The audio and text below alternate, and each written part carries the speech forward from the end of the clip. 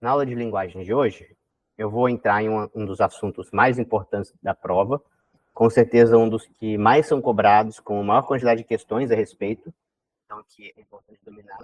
E possui uma série de detalhes, de repertórios que é importante você conhecer com algum nível de profundidade, né? Eu já falei para vocês que os assuntos da prova de linguagem que a gente está estudando em literatura, eles têm uma ordem crescente de importância. O que veio lá atrás, por exemplo, barroco, arcadismo, cai pouco, quase não é cobrado, mas pode aparecer. Aí romantismo já cai bastante, realismo cai mais ainda, e modernismo, então, é a grande estrela dessa prova. É o assunto de linguagens que o Enem mais gosta. Então, pessoal, vamos falar, como sempre, né, antes do contexto histórico. O modernismo, como o próprio nome já indica, trata do período que nós também já conhecemos como modernidade. Nós estamos falando da modernidade há algum tempo já, em outros contextos também, nas aulas de redação, mas a modernidade nós estamos analisando que ela está presente, que já é uma realidade desde a época do romantismo. Romantismo e realismo já é modernidade. E o modernismo, então, a gente pode dizer, é o auge da modernidade. O auge barra decadência da modernidade também, como a gente vai ver, né? Que havia, nesse momento, já uma frustração, uma angústia com todas as características desse período, desde o individualismo, até mesmo por conta das crises econômicas, sociais e políticas que ele representa. O modernismo, ele começa em princípios do século XX, já tinha algum movimento no final do século XIX nessa direção, o que corresponde, mais ou menos, na história da Europa, ao período da Belle Époque. A Belle Époque era aquele momento da virada do século XIX para o XX, em que havia um grande entusiasmo com a modernidade, um interesse pelo progresso econômico e tecnológico, com todas as transformações no modo de vida que vieram com a industrialização, com a urbanização, com novas tecnologias, como, por exemplo, a eletricidade dentro das casas, o automóvel particular, os motores a combustão, o consumismo de produtos, de bens globais, tudo isso que para nós hoje já é uma realidade presente, consolidada, quando surge, representando uma grande transição cultural e social do século XIX para o século XX, geram um entusiasmo da sociedade, que ficou conhecido como Belle Époque. Uma época de, assim, né, uma grande crença de que aquela direção ia ser definitiva e que ia ser o melhor momento da história da humanidade. Mas também, junto com todo esse entusiasmo da Belle Époque, existem conflitos sociais crescentes, conflitos de classe, conflitos políticos, conflitos entre trabalhadores, sindicatos e os industriais e os governos, greves, processos revolucionários, como a Revolução Russa. E, não à toa, todo aquele entusiasmo da Belle Époque culmina com a Primeira Guerra Mundial. Todas as tendências de desenvolvimento do consumismo, do progresso econômico e tecnológico, das transformações do modo de vida e até mesmo das políticas dos governos nacionais desse período foram levando a uma direção de choques e conflitos, culminando na Primeira Guerra Mundial, com o crescimento do imperialismo, principalmente entre as grandes potências econômicas. Então, ao mesmo tempo que é o momento do entusiasmo, contraditoriamente, é um momento de crise social. Claro que não é tão estranho que essas duas coisas convivam, né? Porque para a elite, as elites estavam fazendo festas em Paris, estava tudo ótimo, né? A modernidade era maravilhosa. Agora, para os trabalhadores que estavam engolindo carvão, perdendo seus pulmões, como a gente viu lá no relato do Germinal, do Zola na época do realismo naturalismo, não estava tão legal assim essa modernidade, né? As classes trabalhadoras tinham uma vida cada vez mais precária. E a intelectualidade, os artistas, embora alguns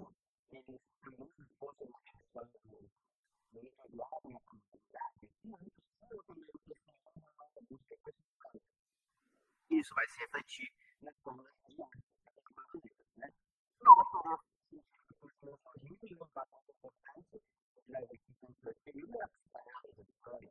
Hoje está um pouco desacreditada em alguns meios, mas foi uma grande revolução intelectual também a psicanálise, tentando desconstruir, digamos, a autonomia dos indivíduos nas suas escolhas, na sua racionalidade, e desconstruindo o papel da racionalidade e do consciente na nossa personalidade, nas nossas decisões. Muito bem, esse é um período bastante tumultuado, então, né? É a Era dos Extremos, né? O começo da Era dos Extremos, segundo o Eric Hobsbawm, historiador inglês. Bem, uma das primeiras vanguardas que nós vamos estudar. Hoje a gente vai começar o estudo das vanguardas, tá? Tem, assim, na verdade, vários assuntos de modernismo que a gente tem que falar.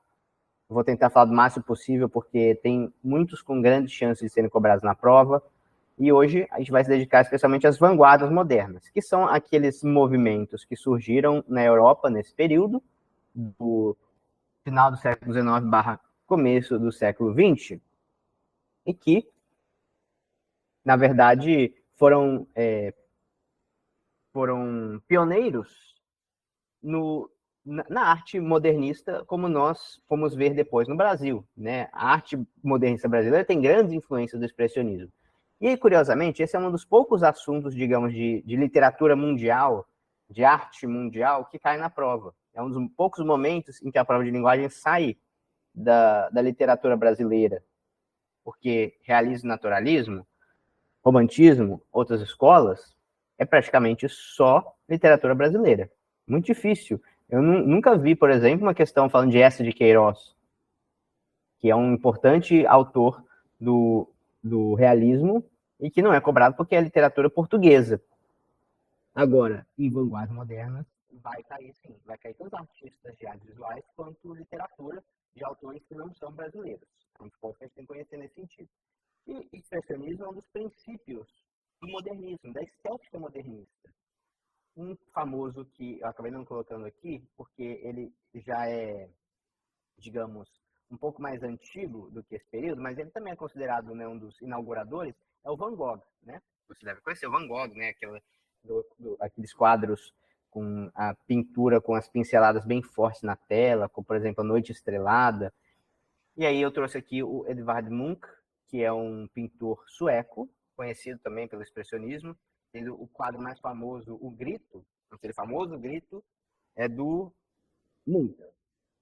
E no expressionismo, a gente já vê, o que é importante aqui, né? A gente já vê que tem uma certa ruptura com um padrão de representação realista, um padrão de representação tentando imitar a natureza. A gente já viu que, segundo Aristóteles, a função primordial da arte era imitar a natureza. A arte, para Aristóteles, é mimesis.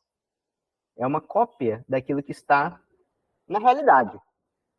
E aí a arte sempre seguiu, historicamente, na maior parte do tempo, esse princípio básico, né, de tentar, de alguma maneira, reproduzir a natureza, reproduzir a realidade. Mesmo que se afaste de um realismo, estava presente ali algo que é visualizável como parte da natureza, mesmo que a imaginação tome conta, como no caso do romantismo. Agora, do expressionismo para frente, segundo alguns, né, do impressionismo para frente, mas infelizmente não vou poder entrar no impressionismo, que tinha já essa tendência, do impressionismo barra expressionismo para frente, já existe uma ruptura entre a obra de arte e a mera representação da realidade. Por exemplo, aqui, ou num quadro como o Grito, que vocês já conhecem, acontece uma representação que é deformada pela subjetividade do autor. O autor deforma, até o grito, ele tem uma deformação clara ali no entorno daquele grito, daquela angústia que está sendo expressada por aquela figura retratada, e distorce a realidade. E aí a gente já vai se afastando dessa arte figurativa, dessa arte que é limitada ao real, e a gente já vai em direção a uma arte que procura trabalhar a estética, a função poética, a função estética em si mesmo. Aí a gente já vai chegando no modernismo. Olha só, o expressionismo chegou até mesmo ao cinema. Nos anos 1920, na Alemanha, quando estava mal surgindo o cinema, foi criado um cinema expressionista. Olha só como que, você deve conhecer esse personagem, o Nosferatu, que é tipo um vampiro, ou O Gabinete do Dr. Caligari, é um filme muito famoso também. Vale a pena assistir esses filmes, embora muito antigos, são bem interessantes, né?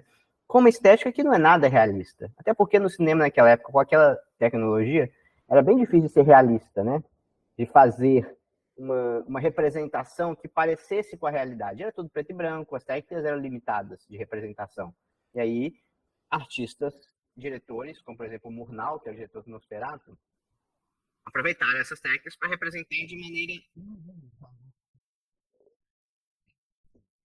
chamado expressionismo alemão. Pode aparecer na prova também, né? Olha o Van Gogh aqui, né? Essa é a Noite Estrelada do Van Gogh. É um dos quadros que inaugura o expressionismo, um dos principais representantes do expressionismo da primeira onda modernista, digamos assim. Embora aqui ainda haja um compromisso com a realidade que a gente vai ver que depois vai se afastando cada vez mais na obra dos outros artistas, principalmente das vanguardas, já existe uma boa ruptura. Esse céu, ele dificilmente, a gente pode dizer que ele representa de maneira fidedigna o céu que estava sendo visto naquele momento. E, inclusive, ele está sendo deformado pela subjetividade do autor. Existe algo de intenso, de dramático nessa representação da realidade, que é um drama que vem do fundo da subjetividade de quem fez essa obra, né? Tem um pequeno detalhe que o Van Gogh ele tinha transtornos psiquiátricos graves, né? Ali ele teve uma esquizofrenia que foi se agravando, e alguns dizem talvez que até que para o Van Gogh o que ele estava vendo era isso mesmo, né? Ele já via a realidade meio deformada por conta das doenças psiquiátricas dele. Mas, de qualquer forma, ele teve o grande mérito de conseguir colocar isso no papel com uma riqueza única, né? A subjetividade que ele imprime à representação da realidade, mesmo tão deformada, ela é especialmente, assim, né, única na história da arte, tendo sido bastante valorizada. Então, isso é o expressionismo.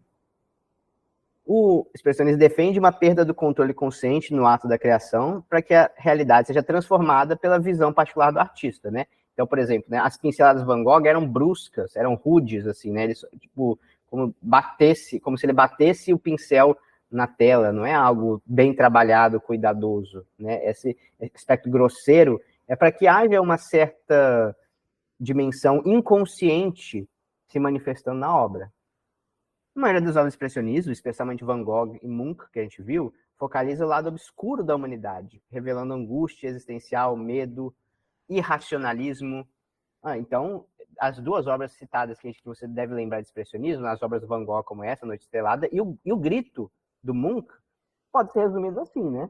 Elas são obras que focalizam o lado obscuro da humanidade, revelando angústia existencial e medo, valorizando a intuição em vez da razão, expressando uma percepção individual da realidade, valorizando a subjetividade em vez da objetividade, e com isso, distorcendo a realidade. Isso é o expressionismo. Percebam o quanto que essa concepção sobre a arte se afasta radicalmente do que era antes. Olha a discussão que a gente está fazendo até agora na arte. Claro que em cada momento, né, cada escola literária tem a sua contribuição, a sua percepção própria, mas agora está assim, se afastando bastante do que era antes. E aí a gente tem a arte moderna, propriamente dita. Outra escola, essa influenciou bastante, é uma das mais famosas, é quase um sinônimo de vanguardas, né? O cubismo influenciou bastante os artistas brasileiros, tanto nas artes plásticas quanto na literatura, em outras obras, né? O cubismo não se restringiu às artes plásticas, embora seja a vertente mais famosa, principalmente nas obras do Picasso, né? Tem uma legenda errada que esse quadro aqui não é o Guernica. Eu tinha trocado o Guernica, esse aqui é como chama? Uma tourada. Esqueci o nome desse quadro, se é a Praça de Touros, né, ou Tourada, mostrando uma técnica de decomposição da realidade bastante radical. Né? Olha só, é difícil até mesmo nessas obras do Picasso reconhecer os traços de realidade que eles trazem. O que tem de próprio da natureza, por exemplo, nesses touros. Ele está carregando uma espécie daquele pano colorido que eles usam para atrair os touros. Tem um cavalo aqui também, e tem até um sangramento aqui no touro também, que está sendo atacado pelo toureiro, mas todos os planos que compõem essa imagem, eles vão se decompondo e se confundindo. A obra se torna mais geometria do que representação do real. A gente pode perceber, né? E aí tô vendo a mulher chorando também. Essa é uma obra basicamente composta pela geometria. Ela não é composta da matéria do real, exatamente. Né? Ele está decompondo a realidade em múltiplas perspectivas e perspectivas simultâneas. Com isso, a gente consegue ver diferentes faces, diferentes perspectivas, pontos de vista simultaneamente. É o cubismo. Pessoal, eu trouxe para vocês um trechinho de um romance do Oswald de Andrade, que a gente vai estudar bastante, Oswald de Andrade, né? Um dos autores mais importantes do modernismo no Brasil, em língua portuguesa. E ele escreveu, basicamente, um romance cubista, que é o Memórias Sentimentais de João Miramar. Dá uma olhada. Praque do Ateu. Sai de Dona Matilde, porque Marmanjo não podia continuar na classe com meninas. Matricularam-me na escola modelo, das tiras de quadros nas paredes alvas, escadarias e um cheiro de limpeza. Professora magrinha e recreio alegre, começou a aula da tarde, um bigode de arame espetado no grande professor Seu Carvalho. No silêncio tic-tac da sala de jantar, informei mamãe que não havia Deus, porque Deus era a natureza. Nunca mais viu Seu Carvalho, que foi para o inferno. Férias. Dezembro deu à luz das salas enceradas de tia Gabriela as 3 moças primas de óculos bem falados. Pantico norte-americanava. E minha mãe, entre médicos, num leito de crise, decidiu meu apressado conhecimento viajeiro do mundo. Então, pessoal, não é muito fácil de ler, eu concordo, uma obra cubista como o João Miramar do Oswald de Andrade. Mas dá para perceber, na linguagem que ele está usando, a aplicação de alguns dos mesmos princípios que o cubismo tinha nas artes plásticas? A gente até poderia comparar esses trechos aqui. Tá desse jeito mesmo, eu não cortei nada não, viu, pessoal? Tá igualzinho, tá na obra mesmo, é assim mesmo que ele escrevia. A gente pegar aquele quadro como dos touros, do Picasso, a gente não pode estabelecer uma certa analogia entre o uso da linguagem, nesse caso nas artes visuais, com a linguagem verbal pelo Oswald de Andrade? Existe uma simultaneidade de planos, existe uma desconstrução digamos, da percepção normal da realidade. Existe um exagero de aspectos que precisam ser ressaltados, uma perspectiva que muitas vezes confunde, uma ruptura com a lógica normal cartesiana, com a lógica da narrativa, fragmentando a narrativa, fragmentando a lógica, né? São características do cubismo na literatura. Então, a gente precisa entender o contexto da arte, da discussão que era feita na arte, nesse momento em que o Oswald de Andrade está fazendo esse livro, para entender o que ele está fazendo com essa obra, né? Era para ser meio ilógico, meio fragmentado, meio doido mesmo, assim. Do mesmo jeito que o Picasso fazia isso, né? E aqui, com certeza, esse tipo de obra chocou bastante gente. Principalmente aqueles puristas, defensores da gramática, aqueles que achavam que a gramática normativa era a única forma da língua possível, né? Que os cânones, com o seu uso perfeito da língua, deviam ser eternamente copiados. Aí chegou Oswald de Andrade com essa ideia. Dizem que tem algo também de cinematográfico nessa obra, porque ele vai cortando, às vezes, mudando de perspectiva. Porque, olha lá esse das férias, né? Desenho deu à luz das salas enceradas da tia Gabriela, as 3 moças primas de óculos bem falados. Aí corta. Pantico norte-americanava, corta. Minha mãe, entre médicos, no leito de crise, decidiu meu apressado conhecimento viajeiro do mundo. Muitos, né, cortes na narrativa, de maneira intencional, fragmentando o discurso. Então, esse é o cubismo. Tem outra obra cubista, de George Bach. Bem, o cubismo rompeu com o uso da perspectiva plana, aquela que sempre predominou na história da arte, né, nas artes plásticas. Sempre o objetivo era mostrar as coisas segundo a perspectiva cartesiana, né, aquela perspectiva perfeita do Michelangelo. E aqui ela passa a ser combatida em prol de uma verdadeira libertação na arte. Então aqui acabou a cópia da natureza de vez, né? Mais radical ainda do que o expressionismo. O expressionismo tinha começado a romper com a cópia da natureza, com o preceito aristotélico da mimesis na arte. No cubismo, o artista tem que criar algo novo, criar formas, criar cores, texturas, padrões, e não apenas copiar a natureza. Acaba o compromisso de representar a aparência real das coisas, né? Essa aparência das coisas ela é deformada em prol da representação subjetiva do artista.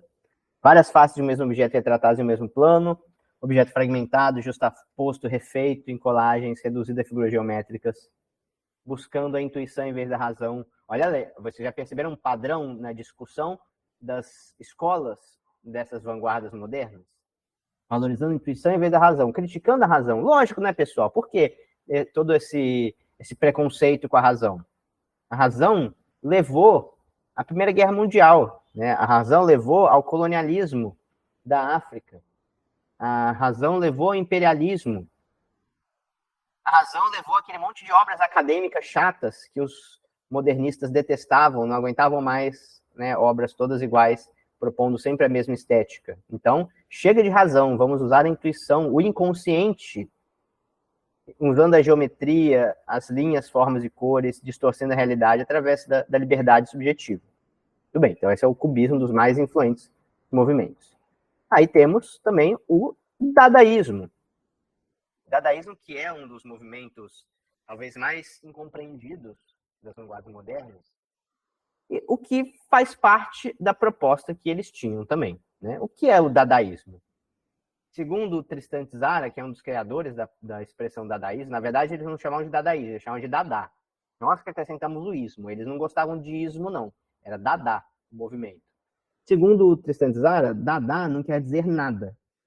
Nossa, não quer dizer nada. Como que eles escolheram esse nome? Dizem que o Tristan Tzara, ele pegou um dicionário de alemão e abriu aleatoriamente numa palavra e falou, vai ser essa palavra. Inclusive, ele defendia esse método de criação, por exemplo, esse, do aleatório, né? Abrir numa página do dicionário, pegar a palavra e falar, esse é o nome do nosso movimento. Ou então, por exemplo, tem até um poema que ele fala isso, para você pegar uma série de jornais velhos, cortar um monte de frases e palavras soltas e jogar para o alto. E quando cair aquelas palavras ali numa ordem aleatória, aquele vai ser o seu poema. E esse poema vai ser muito mais verdadeiro e muito mais significativo dos sentimentos e da verdade do que um poema composto de maneira, né, rigorosa e racional, como faziam os poetas, né, românticos, os poetas parnasianos. E a gente tem também o mais famoso de todos os dadás, é o Marcel Duchamp, autor dessas, não sei se vocês conhecem essa obra, o Urinol do Duchamp, né? Ele mesmo construiu essa obra pegando literalmente, né, um urinol, um mictório, e virou de cabeça para baixo, e aí ele escreveu R. Muth 1917. R. Muth era o pseudônimo do Marcel Duchamp para fazer algumas dessas obras, né? Ele tinha outras também, inclusive ele tinha um pseudônimo, né? Nem é um pseudônimo nesse caso, são quase heterônimos no caso do Duchamp, né? Que era a Rose Selavi, em que ele se travestia, se vestia de mulher, e tinha também uma obra artística com a Rose Selavi. O Duchamp é um dos mais influentes também dessa geração, que mais rompeu paradigmas da arte, e que, na verdade, trouxe uma grande contribuição para a arte com isso, né? Porque a gente pode pensar, mas um mictório virado de cabeça para baixo, isso é uma obra de arte? Isso não é uma obra de arte, né? Isso é feio, não é bonito, não é algo que agrada. Mas é justamente essa a discussão que o Duchamp queria fazer. O Duchamp queria que a gente repensasse o valor dado à arte, repensar o que é arte. Isso, com certeza, qualquer um que se depara com essa obra fica pensando nisso, né? Mas isso é arte? Então, se ele estivesse presente, ele ia responder, mas o que é arte, então, se isso não é arte? E essa discussão, que é uma discussão metalinguística, ela foi absolutamente fundamental na história da arte, né? A gente está vendo progressivamente, ali desde o expressionismo, o cubismo, as pessoas fazendo esse questionamento cada vez mais de modificar os parâmetros, os paradigmas do que era arte, expandindo cada vez mais o que deveria ser entendido por arte, até chegar a esse ponto aqui, o mais radical possível dizer. Então, né, o que é arte? Será que tem algo que a gente pode dizer que é arte e não é? Quem define o que é arte e o que não é? Essa que era a discussão dos handmaids do Duchamp. Aqui também, né, o handmade, que é basicamente um banquinho com uma roda de bicicleta, coisa que ele não fez desse jeito, não. Ele achava isso e fazia, falava, isso aqui é o ready-made, né? Trazendo um forte questionamento sobre o que é arte. Bem, o dadaísmo então é marcado por uma forte agressividade, né? É meio que assim para chocar mesmo. Um ilogismo é mais do que romper com a lógica em direção da intuição, é ser ilógico, defendendo a irracionalidade em lugar da razão, defendendo uma liberdade de criação sem limites. Então aqui várias das obras do dadaísmo são obras experimentais, né? O Man Ray, por exemplo, um outro que a gente vai ver que cai bastante nas provas também, ele fazia obras desse tipo que eram fortemente experimentais. O que quer dizer experimental? Quer dizer que ele tentava fazer algo com o objetivo de tentar uma nova forma de comunicação, tentar uma nova linguagem expressiva. E vamos ver no que está. É o campo da expansão das possibilidades artísticas, de romper com as regras que limitavam a criação até esse momento. É algo meio anarquista, né? Uma criação anárquica, uma conexão com o inconsciente, né? O ilógico, na verdade, ele tinha uma tentativa de se conectar com o inconsciente ao mesmo tempo, né? Experimentando novos procedimentos estéticos, que são o experimentalismo, inovando procedimentos e técnicas. Muito bem. E aí, por fim, a gente tem o surrealismo. O surrealismo, ele é o mais, digamos assim, realista. Claro, né? Surrealismo tem o realismo no nome. O surrealismo é o mais próximo de uma arte convencional. Alguns modernistas até criticavam o Salvador Dalí e os outros surrealistas, porque eles não estavam rompendo tanto com a representação tradicional do jeito que o cubismo, do jeito que o dadaísmo faziam.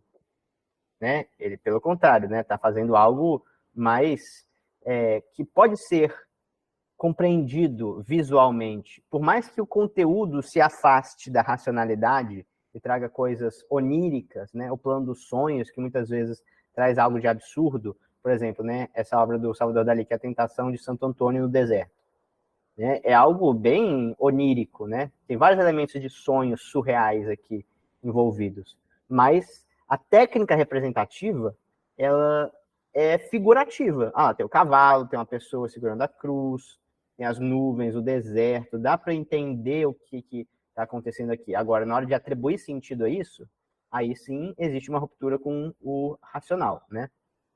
O René Magritte, que é um autor bem importante, né, para a gente conhecer também, porque ele tem uma obra bem famosa, que eu acho que já até mostrei para vocês, que tem aquele cachimbo, um cachimbo escrito: isto não é um cachimbo. Em francês, ceci n'est pas une pipe. E um desenho, uma representação de um cachimbo. O que o Magritte queria dizer com isso? Né? É um quadro metalinguístico. Claro que existe algo aí também do ilógico, de romper com a razão convencional, mas também existe aí uma discussão sobre a própria linguagem envolvida, uma discussão metalinguística. Que realmente aquilo não é um cachimbo, é a representação de um cachimbo. É um signo que simboliza a presença remete à presença de um cachimbo ali, mas não é o cachimbo em si, né? O que acho que a gente precisa também repensar a nossa relação com a obra de arte. A obra de arte não é a realidade. Até usando lá a metáfora do Marcos Banha, né? Que um mapa mundi não é um mundo, né?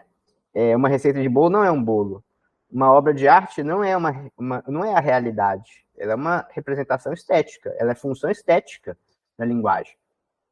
E o Magritte trazia essa reflexão metalinguística. Muitos desses autores do modernismo, eles trazem reflexão metalinguística, né? Em geral, tinha um objetivo, uma tentativa de fazer uma conexão com o inconsciente no surrealismo, né? Aqui também o inconsciente fala forte, muitas vezes rompendo com o pensamento lógico-racional. Tinha um exercício que eles faziam que chamava cadáver esquisse, que é cadáver delicado, cadáver esquisito, não é uma boa tradução, não. Esquisse. Esquisse é até quase o contrário, tipo assim, uma comida gostosa é esquisse. Então é delicioso, né? É uma coisa assim, né? Um defunto delicioso, um cadáver esqui. E aí eles se juntavam, tinha festas, né? Tinham festas surrealistas, festas dadaístas, o pessoal gostava de festa. E eles se juntavam para fazer composições artísticas que cada um dava sua contribuição. Então, primeiro uma pessoa escrevia um verso, aí passar para a próxima. A próxima não via o verso anterior, ela escreveu dela. Aí passa para o próximo. Não viu o que tinha antes, escreveu dela. E aí ia rodando até fazer um texto. Por exemplo, olha esse cadáver esquisito aqui que eu achei na internet em português. Era uma vez um cavalo preto de 5 léguas. A noite estava triste, mas na moral o dia está terrível. Sentimentos sem sentido, pensamentos sem destino. A vida vivida sob perspectiva da ansiedade. E o céu é azul, assim como as águas do mar. Pois Deus ajuda quem cedo madruga, longe de dias ensolarados. E agora, José? O para sempre sempre acaba. Está muito quente, precisa chover, e hoje o céu está tão lindo. A vida é um mar de rosas, mas só se vê bem com o coração. O essencial é invisível aos olhos, e a vida é bela. Minha vida cigana se afasta de você. Um tal fulano de Tatuí e as mexericas de Viena fazem parte da nova Constituição, cada macaco no seu galho. E assim por diante, né? Você percebe? Então é uma obra, aqui tem um desenho da época, né? Até o Salvador Dalí, o Breton, que é outro surrealista, Gala, que era a mulher do Salvador Dalí, também fazendo desenhos com essa estética do cadáver esquisito. Então, cada um primeiro um fazia, depois o próximo fazia sem ver. Dá até para imaginar qual que é do Salvador Dalí e do Breton aqui, né? Muito bom. Então esse é o surrealismo, pessoal. Tem inspiração no inconsciente, uma forte influência das teorias da psicanálise, inclusive tem, pena que não dá para trazer para vocês porque é longo, né, e tem bastante assunto para falar nessa aula. Quem sabe em um outro momento. Tem os manifestos de alguns desses movimentos. Por exemplo, tem o Manifesto Surrealista, o mais famoso desses é o Manifesto Surrealista. No Manifesto Surrealista, o Breton, ele discute toda a teoria. Ele é escrito de uma forma um pouco surrealista, mas ele vai lá e explica a teoria por trás. Ele cita a psicanálise, cita Freud, ele fala do inconsciente para falar de por que aquela arte tinha que ser criada naquele momento histórico. Bem, são objetos desconexos da realidade aparente, valorizando a subjetividade, o conteúdo dos sonhos, rompendo com os conceitos tradicionais de representação da natureza, valorização de técnicas de criação automáticas, driblando os controles inconscientes, como foi o caso lá do cadáver esquisito. Bem, tem cinema surrealista também. Esse, quem quiser assistir esse final de semana, fica de recomendação. Tem no YouTube, pessoal. Um Cão a da Luz, um filme do Luiz Buñuel. É um cineasta espanhol que tem bastante influência do surrealismo. Ele era dessa turma aí do Salvador Dalí, do André Breton, né? Tinha contato com os grandes artistas dessa época da Europa também, que estavam produzindo esses conceitos naquele momento, e ele fez um pequeno filme, não é muito grande, não vale a pena assistir também, porque não é muito grande, é um curta, e é bem surreal, né? Por exemplo, essa cena aqui, eu acho que é uma das cenas mais famosas da história do cinema, né? Que é a cena inicial, um barbeiro, né? Tipo, meio que fazendo a barba de uma mulher, aí ele vai lá, abre, e a cena seguinte, é melhor vocês verem, eu não vou descrever muito bem para não estragar a surpresa, sem spoilers. Mas vale a pena, pessoal, né? Para você chegar a essa compreensão também dessas obras, né? Você vem num filme como esse, você entende o que é o surrealismo. Você vem do filme como o Nosferatu, do Murnau, ou Gabinete do Dr. Caligari, você entende o que é o expressionismo. Porque a linguagem, a estética, que normalmente não é nem cobrada na literatura, vai ser usada ali no caso do cinema. Né? É uma aplicação, mas é a mesma linguagem, é uma aplicação daqueles conceitos, daquela maneira de representar, daquele movimento, no caso do cinema. Mas na literatura não vai ser muito diferente. Tudo bem. Então, pessoal, é isso de vanguardas literárias, vanguardas estéticas. Esse assunto é bem importante, tem uma infinidade de questões do Enem falando sobre isso, né? Vamos ver só algumas, uma pequena quantidade. E eu espero que vocês vejam mais coisas sobre isso, né? Eu vou mostrar outros artistas, a gente vai voltar a essa discussão porque ela é bem importante, na medida em que for possível, mas o quanto vocês conseguirem buscar essas fontes, se aprofundar, é um enriquecimento de vocês, né, de repertório para a prova. Né? E muitas vezes é mais fácil conseguir um repertório de cinema do que, por exemplo, ler um manifesto realista. Bem, vamos ver as questões que nós temos sobre esse assunto. Texto 1. Também chamados impressões ou imagens fotogramáticas, os fotogramas são, numa definição genérica, imagens realizadas sem a utilização da câmera fotográfica, por contato direto de um objeto ou material com uma superfície fotossensível exposta a uma fonte de luz. Essa técnica, que nasceu junto com a fotografia e serviu de modelo a muitas discussões sobre a ontologia da imagem fotográfica, foi profundamente transformada pelos artistas da vanguarda, nas primeiras décadas do século XX. Representou mesmo, ao lado das colagens, fotomontagens e outros procedimentos técnicos, a incorporação definitiva da fotografia à arte moderna e seu distanciamento da representação figurativa. Muito bem. Então, um texto Impressões fotogramáticas e vanguardas, as experiências de Man Ray. Aí, texto 2 é um dos fotogramas do Man Ray, olha só. Fotogramas, pessoal, né? Muito rapidamente, mas era isso. O aparelho de revelação das imagens fotográficas era usado para fazer imagens de luz com objetos diferentes em cima do próprio filme fotográfico. Era uma técnica experimental, experimentalismo estético. No fotograma de Man Ray, o distanciamento da representação figurativa, a que se refere o texto 1, manifesta-se na ressignificação do jogo de luz e sombra nos moldes surrealistas, imposição do acaso sobre a técnica como crítica à arte realista,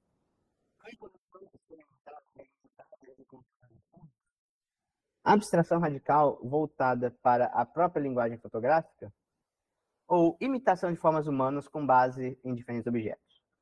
E aí, pessoal, qual que é a resposta certa? Bom, vamos ver?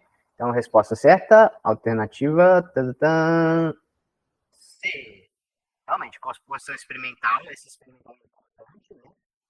Porque eu até acabei falando, né, essa palavra me entregando, é experimentalismo é o principal objetivo, né? Está explorando a linguagem da fotografia. Fragmentar de contornos difusos, com certeza, né? É que, assim, jogo de luz e sombra nos modos surrealistas, não está errado essa resposta, né? Eu até concordo com ela. E a B também, em posição do acaso, até como crítica à arte realista. Tem um pouco disso. Mas a questão talvez seja assim, se não tivesse a C, poderia ser uma dessas duas. Porque elas já são, assim, meio uma interpretação. Elas dão uma leve forçadinha. Por exemplo, luz e sombra que ele está falando é das obras lá atrás, né? Do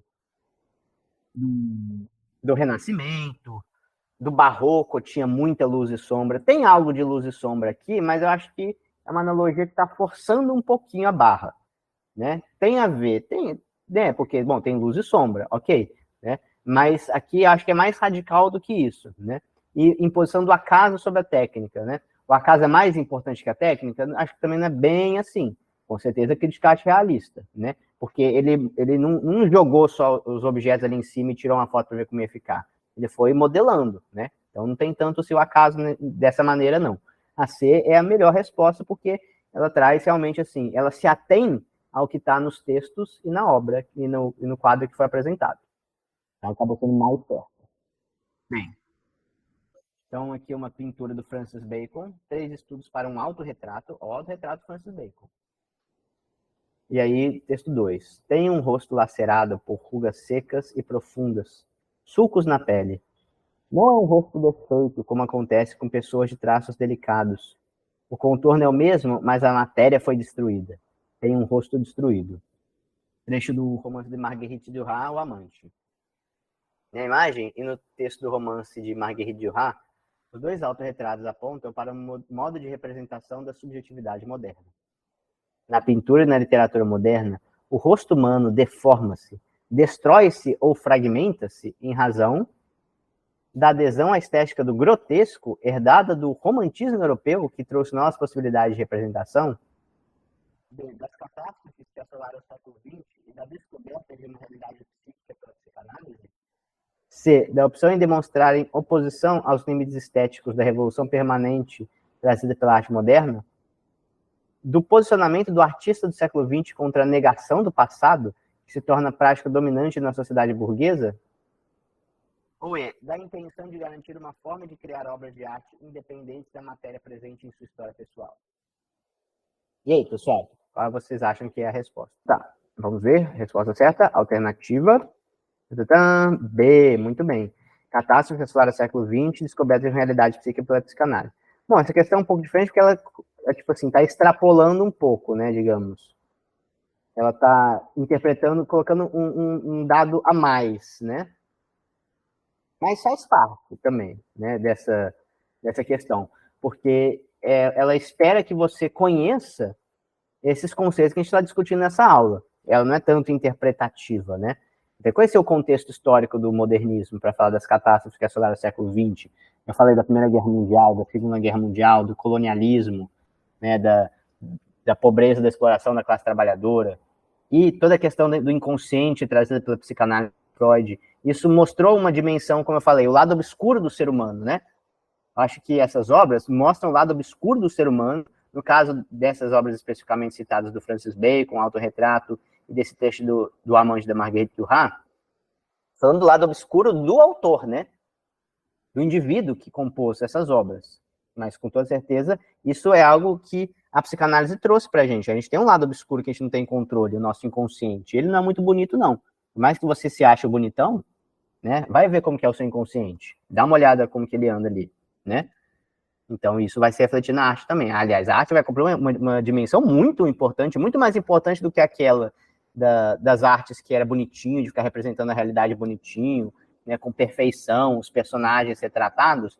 Está mostrando um lado que, sim, ninguém mais é capaz de mostrar, né? Então, ela inclusive, tem uma grande discussão, que eu acabei não entrando muito, mas ela existe. Tem uma grande discussão do quanto que o retrato, a fotografia, liberou a arte de ter que ficar mostrando bonitinho como que é a realidade. Né? Perdeu o sentido. A gente não vai fazer uma pintura mais perfeita que um retrato fotográfico. Então, bora usar a arte para outras coisas, para mostrar o que a fotografia não consegue mostrar, como tinha nessa questão. Última questão, então, pessoal.